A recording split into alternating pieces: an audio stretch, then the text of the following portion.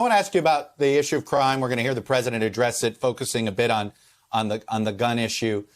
Look, Seattle's had its challenges, and I take it the city is sometimes a tough place to govern because I've noticed a lot of mayors don't like to seek re-election. I'm curious of your take on what you see on the ground in Seattle and how you would advise President Biden to address the crime issue.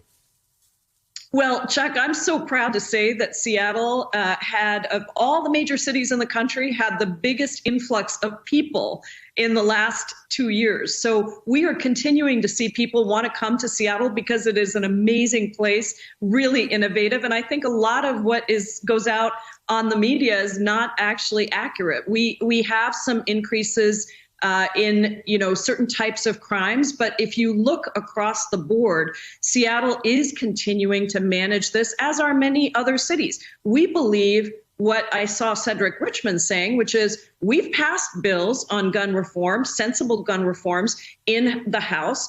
Those need to be taken up in the Senate so that we can actually control the number of guns that are on the streets. And we believe that something like the Jobs and Families Plan is actually what is needed to build a strong, stable foundation for people as we continue to support community ideas for community safety. That's ultimately where we are. And I think that a lot of what people say about Seattle, I have to constantly say, have you been there? Have you come and seen us? Do you know that we're number one for where people want to work, companies locating, and people moving in? So I would just invite everybody to come out and visit our beautiful city.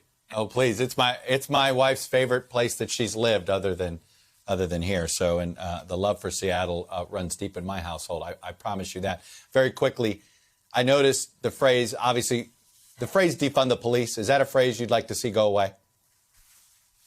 I just think it has created divisions that are, sometimes exploited by the other side. But at the end of the day, I think, again, we are united about the belief that we need accountability for law enforcement. That is why we passed the George Floyd Justice and Policing Act.